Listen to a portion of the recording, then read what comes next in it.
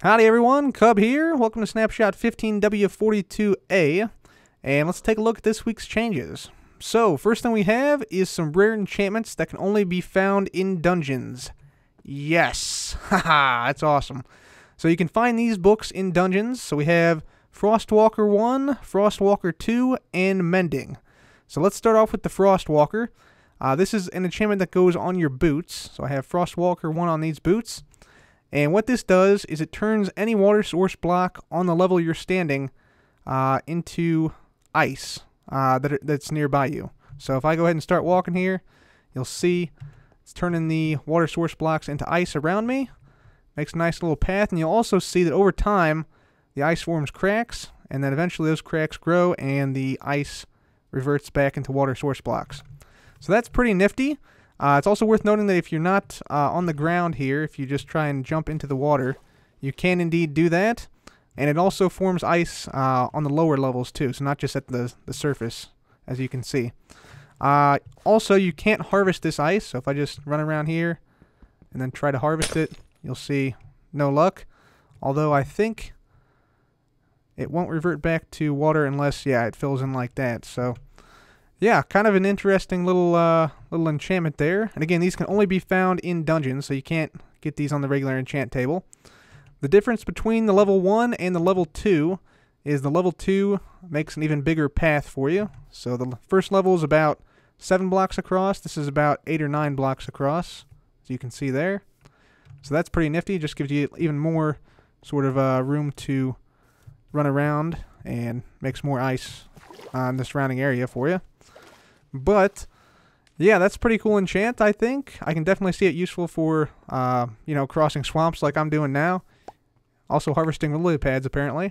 That works well for that. Another good use would be like taking animals across lakes or oceans or rivers. But yeah, definitely a cool enchantment. Alright, the next new enchantment is the Mending enchantment. And again, this book is also only found in dungeon chests.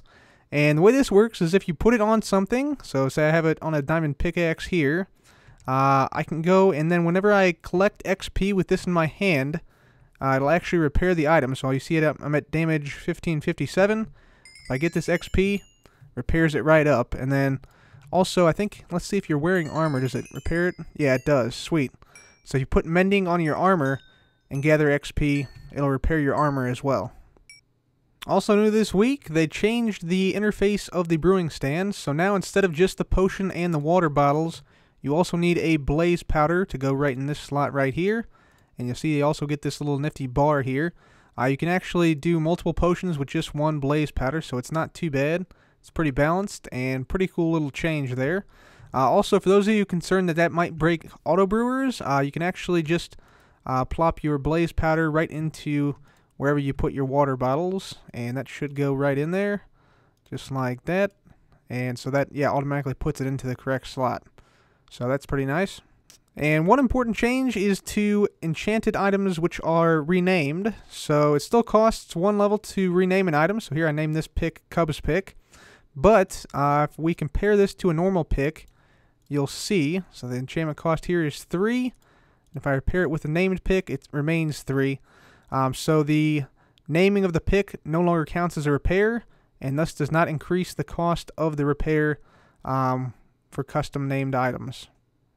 There have also been some changes to the Elytra this week. So first of all, you got this cool little animation now whenever you shift with the Elytra on, so the wings sort of flare out like that. Also this week, the Elytra flight has been slightly nerfed, so you don't go quite as high when you dive down and swoop back up. Also, you can now take damage when flying into something horizontally, not just vertically.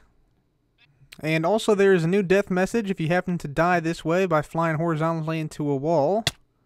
And yep, you can see it is experienced kinetic energy.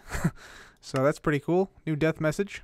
Finally this week, if you now use the appropriate colored wool you want to get your boat, it now makes the appropriate boat. So here we have an acacia boat. And plopping this down in the water and hopping on in. Let me just get it in the right area. There we go. Yep, you'll see they're much faster. Let me just go into F5 here. So they're actually a little bit faster than sprinting. And apparently if you tap in like the correct rhythm, you can go slightly faster than you otherwise would just by simply holding them down.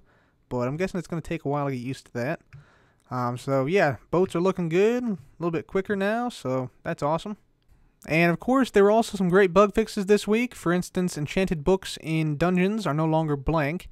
And also, by the way, you can put the Mending enchantment on the Elytra. So if you find one Elytra, you can just simply repair it by holding it, or actually wearing it with XP collection. So yeah, some pretty interesting changes this week, guys. Let me know what you think. And that's all for me. Thanks so much for watching. This has been Cub. Goodbye.